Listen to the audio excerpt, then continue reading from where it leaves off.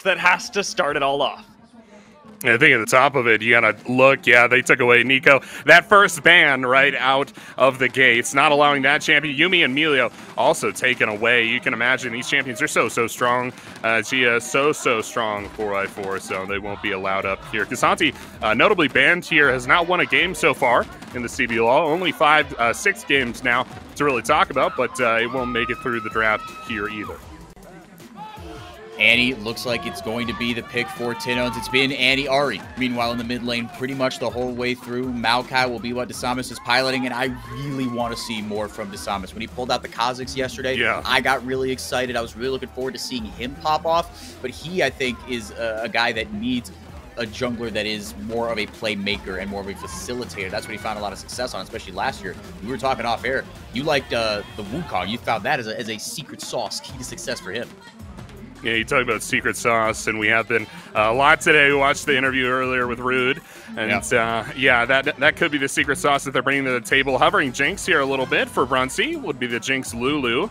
Bottom lane, very solid so far. I know there's some non-believers on the broadcast team, but I'm still a big Jinx believer. I loved Arcane. Arcane 2 is coming out soon, and I'm still excited about this champion. But in the Aphelios matchup, a lot of tape on this bot lane matchup, right? The Aphelios Jinx. Aphelios not as much in the range department, but has a lot more utility in those team fights. We'll see what Root and Brunsey do with these bot laners. I know Root really likes this matchup on Aphelios. He played it at MSI a lot, into some of the best Jinxes in the world, so see if Brunsey stacks up. And on blue side, going into the second phase of bans here, House, that dude on your screen right there, he is a carry monster. At one point last split, he was the highest damage per minute player in any, not even major region, in any professional league, in any tier 1 league. If you send a representative to Worlds and you have a league, House at one point had a higher DPM than you. I think it was in the high 700s. He is a capital C carry, and banning away both the Tristana and the Jace tells me that Loud know exactly that. Yeah, I would say they know exactly that as well here. Wukong hovered just a little bit for Croc. I really like the Wukong 4x4. I got to tell you, this champion has incredible stats in this league and so much utility when you look at the back half of each game as well. The Nocturne hovered here as well. Could be an interesting pickup for them. Has a lot of utility, like the Wukong there too. Has an interesting late game as well. We'll see if he locks it in here. They're playing it slow a little bit. Yeah, the clock hit 0 a while ago. TikTok, homie. Yeah, little technical issues, I guess. Yeah, so we'll see exactly how that shakes out, but there was a lot of attention paid to Croc in the bans, and I'm surprised we didn't see a Wukong ban. Sejuani, she's fallen out of favor a little bit. It will, in fact, be the Nocturne Poppy locked in chain, almost like a lag spike in the draft, but Poppy will be probably in that top lane then. Robo on the Poppy. Now, a little bit interesting here because you've got one champion that kind of wants to go in the Nocturne and one champion that wants to keep people out in the Poppy. Yeah, I think you hit the nail on the head there, right? A lot of forward here for Loud, but certainly some backward with that Poppy coming through as well with the Aphelios. And able to block a lot of those dashes. Interesting to note, only one champion actually had a dash that you could block with Poppy, is the Gragas. And it looks like you're not laning into the Gragas. I believe that Sion should go top for Tay, with House picking up Gragas mid, so not too much utility with the Poppy W this game. House on that Gragas, like you said, Axeman, and he went 1-1 on it last split. 2-1-6 in one game against Loud, actually, so this is a matchup that Tinones has played. He was on the Azir when they played each other last split. But he also lost to Envy on Silas on that last split, 0-4-0. But Gragas, right, you can build him a few different ways. Nowadays, he is just kind of just straight damage. And I really hope that is how House is going to play him. RMC and Trajan were talking about it. Give this dude resources. Let this dude carry. That he wants the spotlight. It's one thing to want the spotlight. It's another thing to perform in it. And House, for the most part, has done that pretty much his whole career. I would say so as well, right? Even going back to Renska days, played with him for a split. I think I used to be a big Renska fan back then, and watching him play was really exciting. He kind of came up out of nowhere, and just like you mentioned, last split had some really good stats, put up some good stats for FLUXO, so big expectations from him here. I've always been a big House fan, so looking forward to that. I think this is a pretty standard draft, what we can expect. Some interesting things. We haven't seen too many tanks picked up so far yesterday. There was a few interesting picks that kind of stood out a little bit outside the meta, and it just kind of wound up we didn't have too many tanks. Today, picking up the Poppy and the Scion feels like a departure from what we've been seeing in the CBLOL so far. Of course, it's only day 2. There had to be some changes, right? I'm still thinking maybe we see the Nico at some point later today, but so far, it'll be the Scion matchup with the Poppy. Well, it's time for us to jump onto the Rift, 4x4 and Axeman. We've been waiting a little while for this one, and one of these teams is going to end the weekend 0-2. Who's it going to be, 4Y? I mean, if you check twitter.com @Damour, you can see my predictions. And if I had to throw out a little palpici, a little prediction, I think it is going to be Loud. I think Loud are going to bounce back here. Now, what makes me equally more and less confident is the Croc on the Nocturne. Croc is a great carry jungler. Like, I don't hate the Viego ban against him. The Sejuani ban, I don't know, because you left Wukong open. Now, he didn't take it, so it's fine. But Croc is he can be a good facilitator, but he can be a good resource-heavy jungler as well. We haven't seen him do that in a while. I think how Croc's best identity in terms of how he fits into this Loud roster is with that Wukong. But I'm really excited to see this. This is going to be entertaining as all hell, no matter what. And speaking of which, they are going to walk over a ward, but FLUXO starting the day off with a little bit of spice. Yeah, they'll invade here, and there will be no opportunity for a contest. They're going to take over the bottom side of the jungle, and no one will be able to stop them 4x4. I gotta say, we're talking predictions. Oh, no way. Yeah, getting up in their face super early. They were caught out on the ward. Tay was, so it gives this wave over for free. Really good stuff so far there for Robo. They're going to fight a little bit over these camps. Oh, baby, yes. Seos, they're not going down without a fight here. Lands the hook. Glacial Augment procs as well. But DeSavis very quickly to level 2. Croc is as well. Ignite going down immediately onto Tay. Q comes down from Scion. Not going to be enough. It'll just be a disengage. House going to hover down as well on the Gragas. Tino's following him on the Annie. This is going to have a huge effect on the game. I mean, Taya spent an enormous amount of time down here on the bottom side of the map. Meanwhile, Robo's at the top side just eating these waves. You look at the CS numbers already. I mean, Robo's up to 12 CS so far. Those are numbers that are going to matter as we push forward later into this game. Croc going to caught out 1-2. Yeah, I mean, they're just trying to, like you said, there's a lot of resources invested, Axeman, and yeah, that's all well and good for a bit. I'm going to be honest with you. Initially, because this amount of time was being spent, I was like, my brain for a second was like, oh, support Scion. Like, remember when they used to do that? And, like, set a Scion lanes. Steos, meanwhile, getting the auto in. Point-blank hook onto Tay. Still fighting. Rude gonna dodge the flame choppers. Can he get someone to go down with him? They juggle the aggro beautifully, and instead it'll be JoJo and Brunsey will go down 2 for 0. Robo picks one up as well, because if there's nothing going on in the top lane, why not send your top laner to the bottom lane? Yeah, there wasn't too much going on, I guess, 4x4, and this is the way they're going to play it. Is this inting Scion? This might be inting Scion. Tay definitely dying for it there. I don't know if we want to use the I word, but it does go down for the Sins. They pick up first blood, and so that will at least be a little bit worth it for them. But yeah, 2 go down on the backside. Did somebody get executed? I'm like looking. No, nobody gets executed. Okay. All right, so everybody goes down as a kill, and those kills spread out across the map a little bit here as well. Tay will finally arrive back in the top lane, down some CS, but with a little bit of gold under his belt. Yeah, I think this is the affectionately named Inting Scion strategy with a little bit of that CBLOL sauce sprinkled on top of it.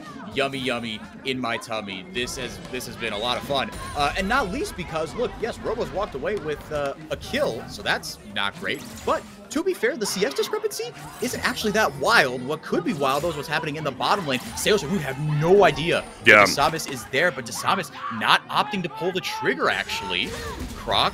We'll see him in the jungle. Robo a level up. Oh, Tay as well. He does a lot of damage. Tay in some trouble, but holds on to the flash and survives.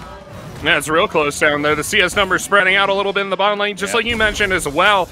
There, 4x4. Bunsey maintains his flash, as does JoJo down there as well. Oh, Root also has both summoner spells there too. So really difficult gank. You were talking about junglers trying to get in there level 3.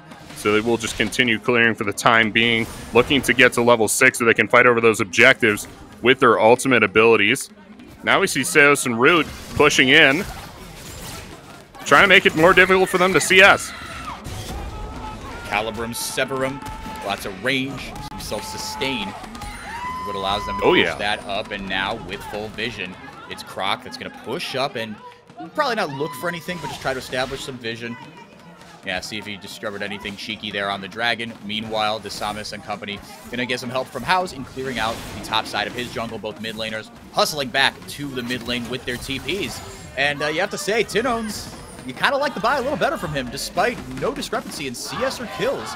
He's got the stopwatch in his inventory. Obviously, that comes from the runes, but he's got a lost chapter, while House did not just a little bit less than that. But that's not going to stop him taking the fight to Tinones. Tinones has level 6 here. If he can get 4 stacks on the passive and throw down the timbers, that is so much damage that they took from Tinones' health bar. My goodness. No, it really is here. Ooh, flashing! Ooh, right over. And Desamis 2 levels down. Takes a twisted advance out. Flame Chopper's down. House not hitting level 6 just yet.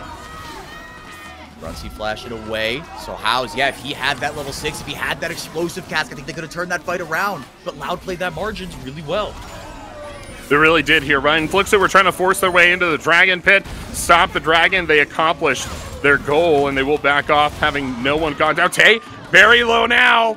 Robo's not going to have the damage, though. These tanks going back and forth up in the top lane, blow for blow. Just one of them has a very clear advantage here. Level 6 now for Robo, has the ultimate. Has this wave as well. We'll see if he pushes up onto Tay. If you're the Scion, you know you got to back off, right? I mean, you just don't have the ultimate to play with. One less ability will make it very difficult for you, and they'll have to reset. Now it's Robo who gets to set up the Rift Herald, gets to control the river a little bit, as Croc still looking to establish bot side control. Yeah, about $1.20 left until that Rift Herald spawns, but Robo, we know that he loves a bot rope. I mean, especially on the Renekton.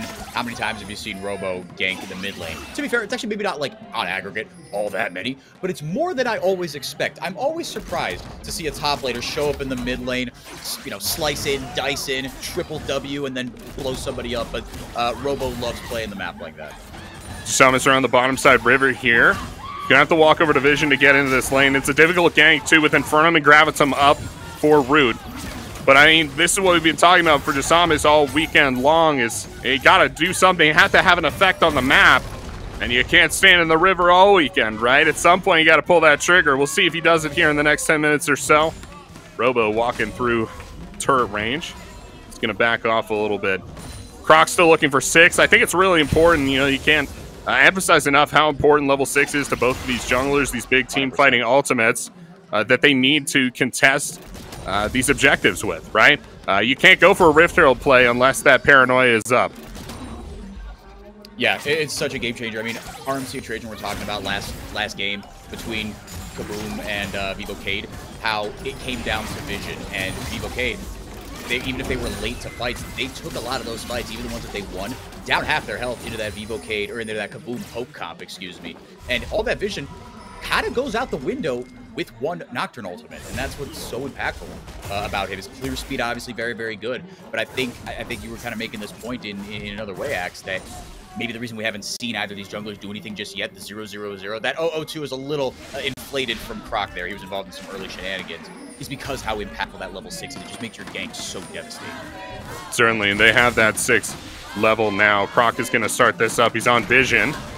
That'll be just fine for him. Desamis on the opposite side of the map has decided, hey, you know what? I'm just going to keep farming. I don't have the control for my solo lanes to be able to contest this objective. It's just another drop in the bucket for Loud, who have extended their lead to 500 gold. That lead's going to go up even more now that they've taken down the Rift Herald 4x4. This is an incredible opportunity for Loud to really blow this game wide open. 3 top. They're going to look for Tay. We'll see if they can get him. Tay has this flash. Big ol' hook from Seos. Absolutely max range. Dumps everything into him. Everything but the ultimate there. Not level 6 just yet. Tay taking a whole lot of damage. Still has the flash. Decimating smash down. Doesn't find anyone. Oh. They will grab a kill. But here's my question, Axe. What the heck are FLUXO doing in response? Yeah, what's going on the opposite side of the map? But looks like Desamis has started up the Dragon. Will he be able to complete that Dragon? I believe he should be able to. All 5 members of topside for Loud. You see the teleports coming through to protect that turret, but they're not going to be able to get this dragon. However, dropping Rift Herald on this turret means, hey, easy first turret for him, 4x4. Yeah, and Brunsey, he got himself some solo turret play gold, but that's I mean, they got the Herald Robo in there as well. Oh, they were looking to dive Robo there. But the Keeper's verdict, able to dissuade anything else. House an explosive cast down, not able to finish Robo off, though. They do get that dragon, but you saw Cloud are still the ones on the front foot, and as a result, they've got a 2K lead here, Axe. They absolutely do, 4x4, and this is that pedigree we expect from Loud that we expected on day one. It seems like they're coming into their own. Day 2 of the CBLOL. This is what we expect for our MSI representatives for boot camping over the off season. You know, everything going towards Loud being this super team, this better #1 team in CBLOL. That's what we're seeing right now. The macro gameplay, the dives, it's all coming together for them. And I think with Desamis, once he gets that demonic embrace, again, want to see him be more of a part of these fights. It's gonna help.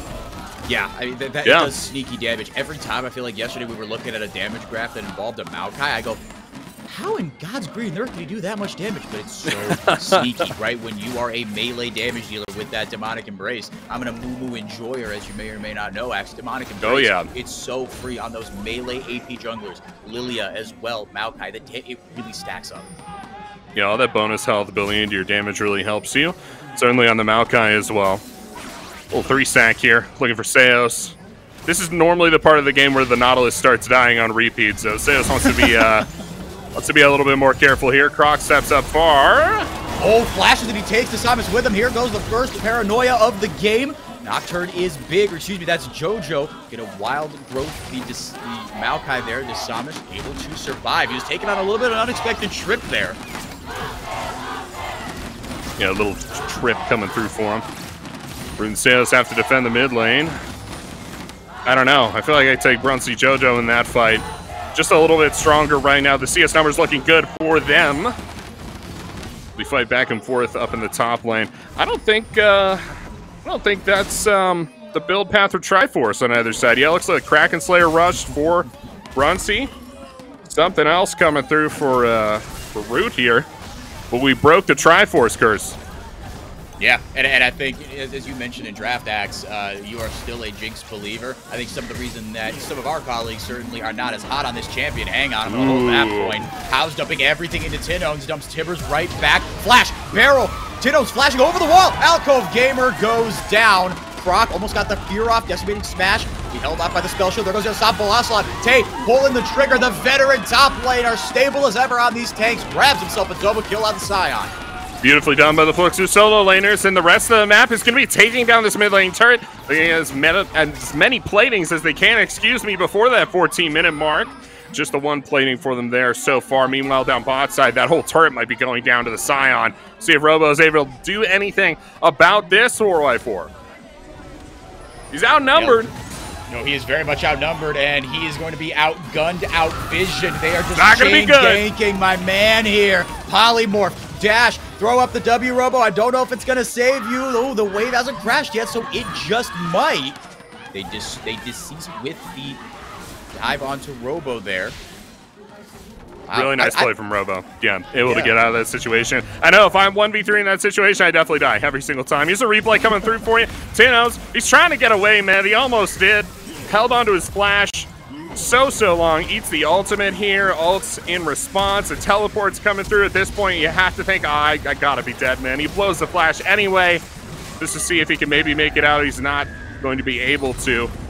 Tibbers will try to do damage control there a little bit, but Tay, massive damage, takes down Croc on the Nocturne. And I like seeing Tay back on these tanks. We've seen this FLUXO roster, their head coach, Turtle, right? LCS champion with Evil Geniuses last year. He has said that, look, this roster is going to take a lot of time to gel. And I think they took a lot of positive steps. Look, yes, this team kind of limped to the finish line, as you see the turret plating gold on your screen at the bottom right there. For all intents and purposes, even. And a lot of that gold went to both. It went to either AD carry, which is exactly where you want it, obviously. Hang on just a second here.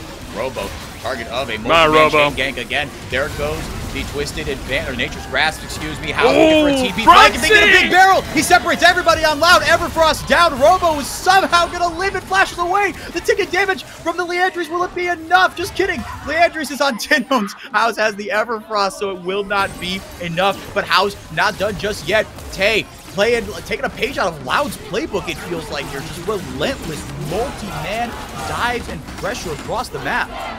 That's a very scary fight for Loud, right? I mean, FLUXO getting Brunsey excited there at the top of a fight like that is exactly how you lose these mid-game fights, and did look real rough for them, but they're able to lock up Brunsey and get everybody out. A very near thing there, 4x4, but the prize of FLUXO earn themselves is this second dragon of the game. It looked like Loud were going to control the objectives from the start, but now all of a sudden with the bottom side control FLUXO have established, trading Rift Heralds for dragons, all of a sudden FLUXO looked to be in control of this game, up just a little bit of gold. And I think if the game keeps going to that script that you mentioned, Axe, I think the way that Loud are going to get that gold back is grabbing something off this Rift Herald play and trying to even up the tower score that you see up at the top of your screen. Gold even now, but FLUXO ahead in the Dragon department 2-0, ahead in the Towers department 2-1. And as far as the kills where their spread is concerned, it's been the top laners roaming around. Obviously, we had that level 1 shenanigans that was interesting. I think if FLUXO win this game, it's going to be one of those, look, we don't talk about it. Whatever the heck just happened in the bottom lane, we won, we're going to brush it, we're going to move on. But if they end up losing, maybe that's something you look back at and say, yeah, you know, maybe we don't try that. But Ty has bounced back really nicely. Like I said, I like personally seeing Tay as this veteran on this team just being a stable tank presence. Yeah, I love it. Absolutely love it from Tay. We'll see both sides. Well, Rift Herald drop there in the mid lane. See if they're able to defend that one into the turret. I think probably not, but maybe it was dropping down a little bit there for them. Oh, they're going to fight over it.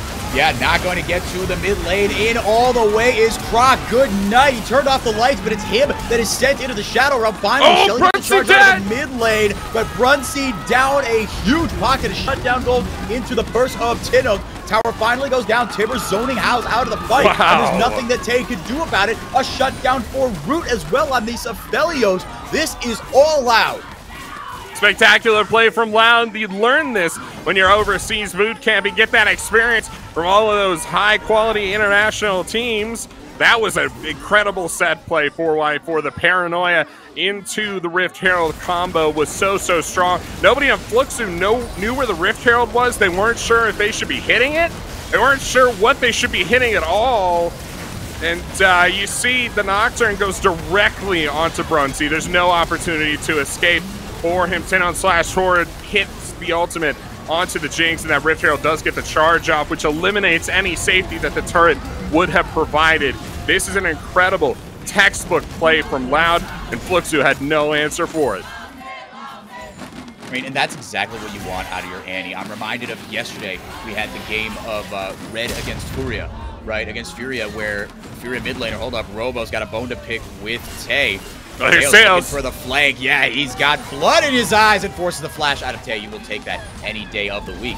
But there was a push that Red was making, and it was stopped because Titan got flash ulted by Tuds' Annie, right? He just said, look, I have one job right now, and that is to destroy the AD carry. And if you have enough damage on this champion, with 2 buttons, you can change the entire course of a fight. Speaking of change the entire course Big of teleport. a fight, Robo gonna get locked up here by the Nature's Grasp.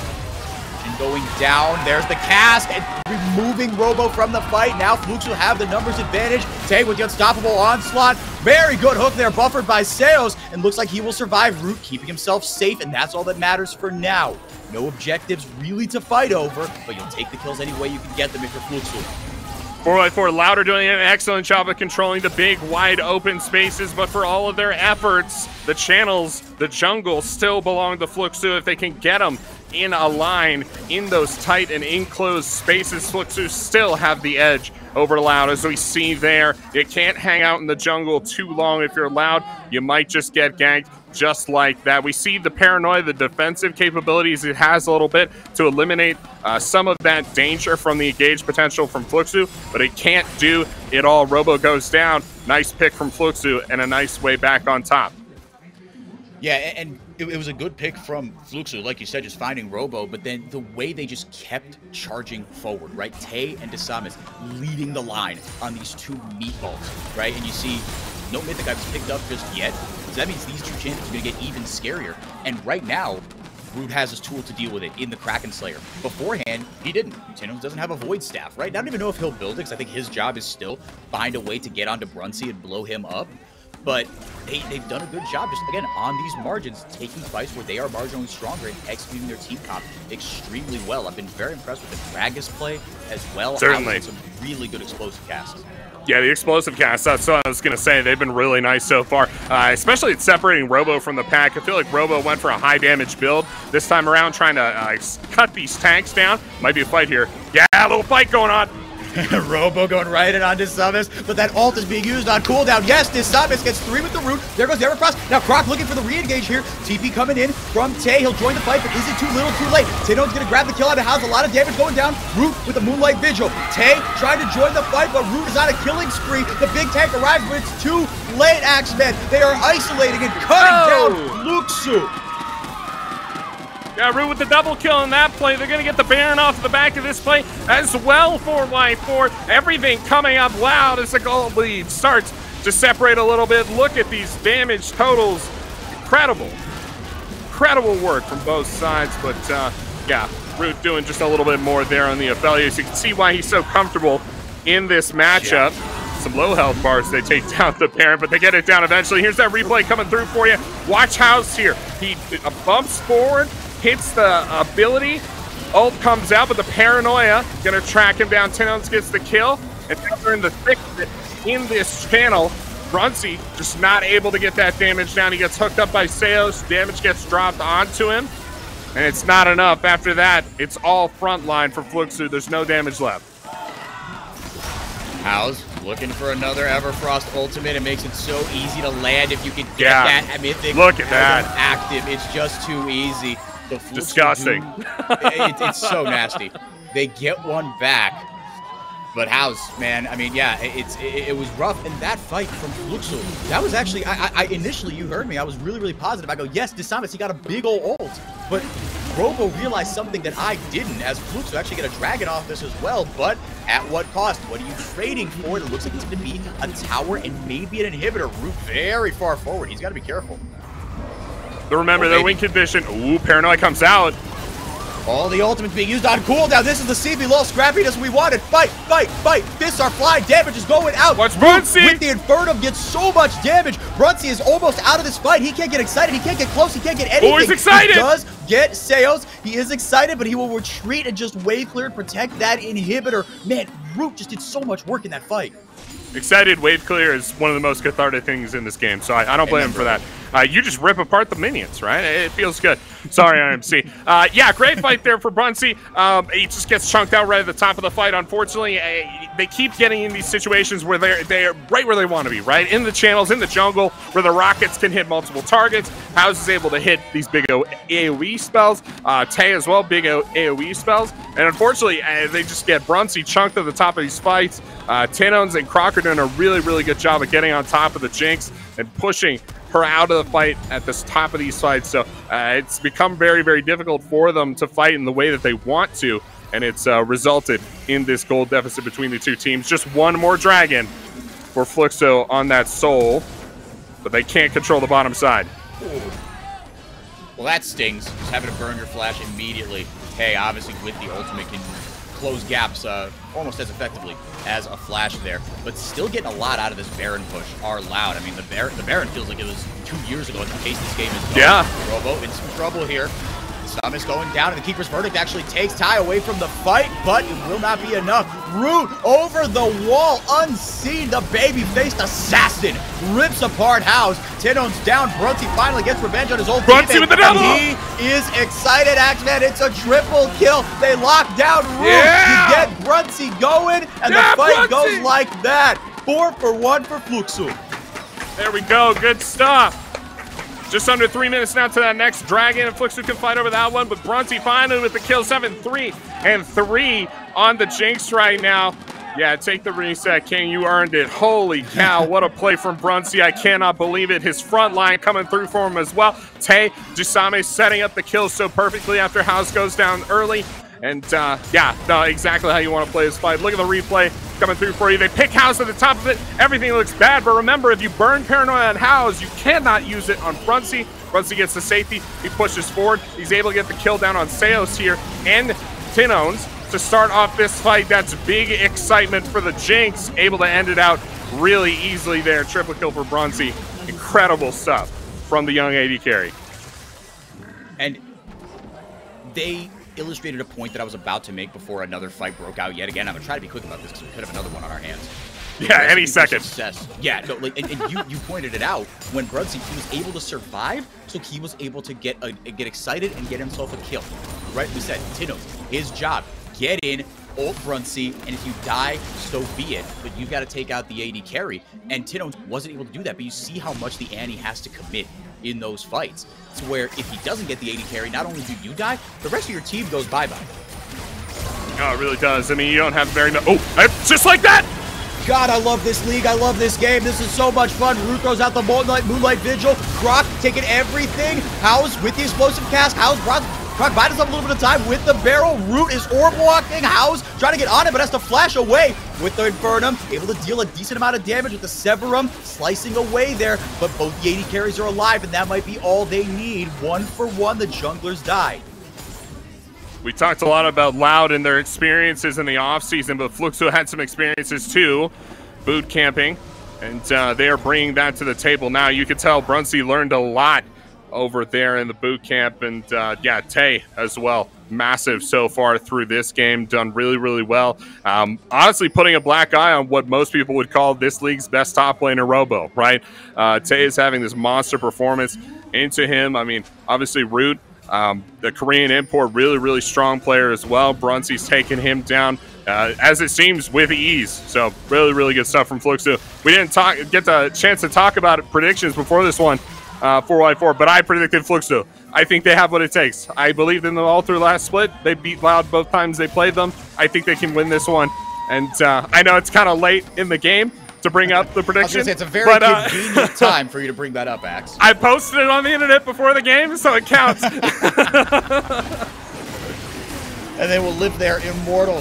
3 for 0 on the Dragon front. Robo, I said this champion wants to push people away, but on the Poppy, he is acting just like a go button. Croc hits the ultimate. That's the go button for Loud. DeSummit throws the ult right back out, spell shielding in. Big explosive cast. Tino, can he get the ult down onto Brunsey? That might be all he needs. He gets it onto House. Robo somehow survives. No one has died, Axeman. Robo down to about 100 HP, but FLUXO on the front foot. DeSummit almost had purchase there with the Twisted Advance onto Root. Robo takes someone out of the fight before he goes down. He makes it a 4v4. Double kill for Brunsey. Go Brunsey! We've seen how this goes, Axe. You get one, you get them all. Give Brunsey an inch, he takes a mile. They get Dragon Soul. He gets another triple kill. 4x4. Brunsey!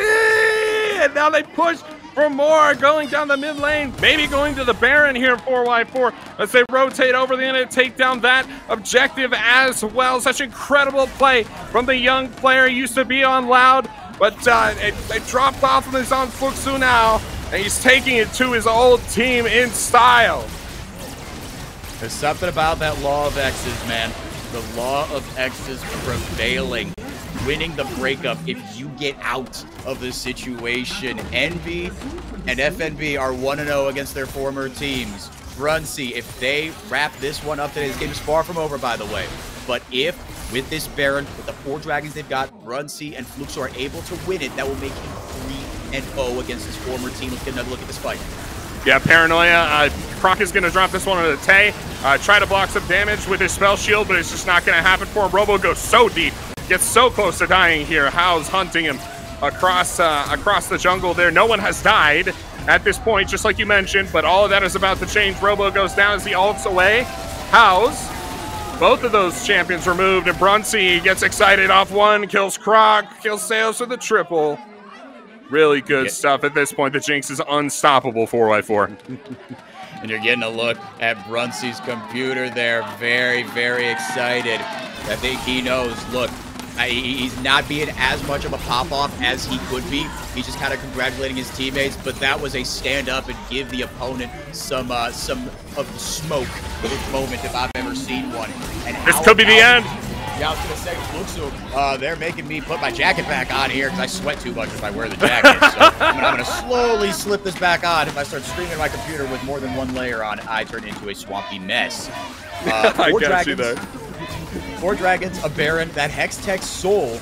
FLUXO getting so much out of this Baron power play. You see on the top right of your screen, almost 3,000. Paranoia. For all the marbles. Croc going in from the back. Oh, stopwatch there from Brunsey. Why does the AD carry have a stopwatch, Axeman? It will be enough to take Croc out of the fight. He blows the flash. Now with him out of the fight, FLUXO bearing down onto Loud. Excited. And Brunsey getting the kills. Axeman, it's rinse, repeat for these guys against Loud. Get Brunsey ahead, get the dub. There you see him standing up and barking over at his former teammates. A dub for FLUXO. They salvage the week. Loud dropped to 0-2. Oh, and you'd love to see it for this team. No team more deserving than FLUXO. They break the streak, win their first game since March 12th of this year. Such an incredibly long time to go without winning a stage game of League of Legends, and they finally do it into what a lot of analysts would call the best team in this region. That's an incredible result for FLUXO, and what a memory for FLUXO fans. And Dia, I'm not sure how you're doing over there on the host desk. That was a ton of fun. You saw Brunsey in there in the camera, right? He was silent kind of during the game, didn't have the big pop-off, but as soon as the camera was on him and he knew he had won, he's saying, no, none of this. The law of the X. This is mine. I own this rivalry. 3-0. Mwah. I love that. I gotta say, 4x4, I was doing pretty well during that game. So much so, I want to take a look back at it, because that was not a game that was confidently going FLUXO's way, especially during the early stages when we had this weird sequence of events, Axeman. Oh my goodness. Honestly, I have a couple jobs early in the game. I did not get to do any of those jobs because they were just totally fighting for a solid 3 minutes there. And you have to imagine going back to what Robo was thinking during those first 3 minutes of the game, thinking, okay, I'm just going to keep CSing, I think.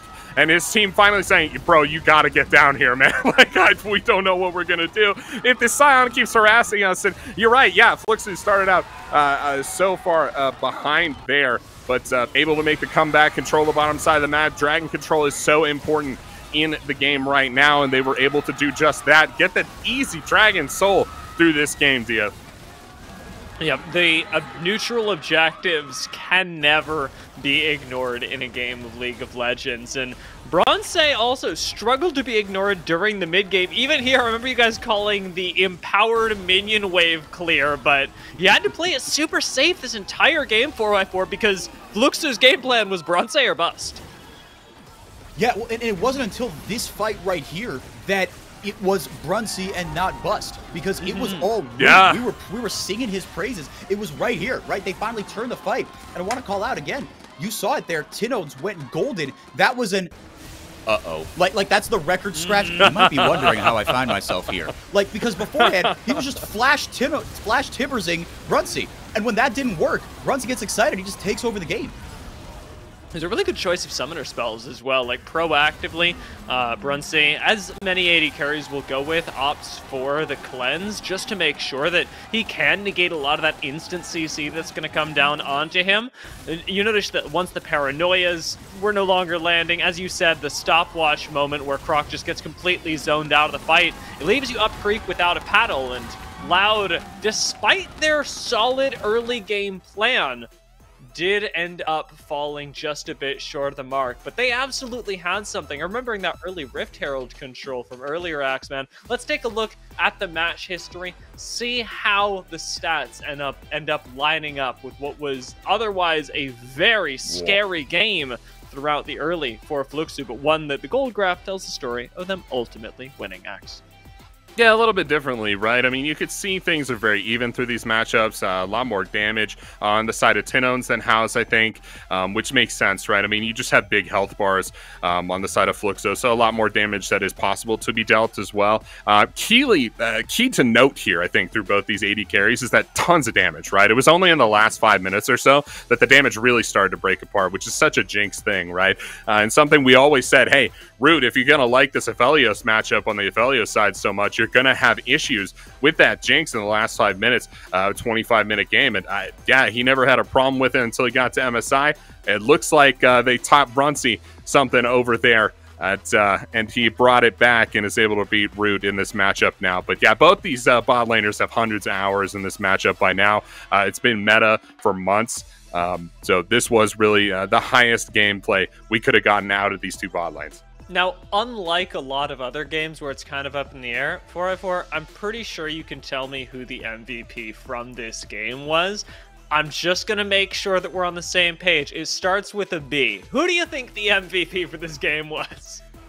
It is Barrel Man House. Just kidding. I would imagine it's Brunsey. There we go. Now, look, again, if you're a mid laner these days, yeah, it's not Brunsey, it's Bicep. That's the MVP there. Yeah, no, I mean, look, he played his behind off, right? In the first 20 minutes of the game, we talked about it. Things were not going his way. I had a lot of confidence that Loud was going to eventually win the war of attrition, but I got a shout out. I mean, every other member played their role really well. When they took the fights how they wanted to, FLUXO looked very, very cohesive. And that's something that's the type of praise I usually reserve for Loud, for VKS, right, for Vivocade, teams that have played together a long, long time. And it's not that FLUXO haven't. They've had this roster together for a while, but Turtle, their head coach, said, look, this is going to take some time to gel. We are a team for the second split. Well, I mean, how about it, man? This is the way to start it off. Brunsey looked really, really good. Bounced back, spaced very well. He knew he had a target on his back. Tinones was expending everything to try to get to him, but the rest of his team backed him up really well. The explosive casts were really good from Howes. I wouldn't have been surprised if he got the MVP, but Brunsey deserved it. Forwet, I like that you bring up Turtle because we've actually got Turtle to speak to for a little bit more insight on that match. So thank you very much, Turtle and Loop, for joining us in this interview. My first question to you, Turtle, I want to know, that was a big win to pick up to avoid the 0-2. It's a good start to the season. How do you plan on keeping this going? Hey guys, nice to meet you all. And yeah, like this first win was really good for us because of the momentum that we can create right now. So yeah, it's like a relief because we could actually play on stage because yesterday we couldn't. So yeah, it's a relief and really good for the mood for the team and for the momentum for the rest of the split. Yeah, it was a big change between yesterday and today. How do you feel about the performance changing from the 2 days? What was the big change in mentality? Draft was sort of similar. Did the guys not feel the stage like you said yesterday and now they're more comfortable? Yeah, so after yesterday, after the loss, we just group up everyone and then we had like a really hard talk because like we need to transfer our game to the stage, and because of our psychologist Jan, like he was really good like starting the conversation, make sure that everyone got the point, and we need to have more anger to go to the stage and like not be so calm. So yeah, it was like a big change for us and we need to keep this going. Now the team is coming off of a pretty good boot camp in Korea. Everyone is talking you guys up, saying you guys in practice are just basically stomping everyone. How is the confidence coming into the rest of the tournament? Do you guys feel like you can take it all? Is it real now that you guys played and got the first win? Do you feel like it's coming? To be honest, we felt like that since the first split. We thought that we could win it all too. But now, after the boot camp, it's more like a boost of confidence because we practiced against like really, really good teams there, and we knew that we were playing so well together. But it's like the hardest thing is transfer to stage. So that's our like biggest monster that we need to fight. And yeah, getting the win now is really good for us to keep the momentum to the rest of the split. And still talking about the bootcamp, do you have a single greatest learning experience that you can share about the bootcamp?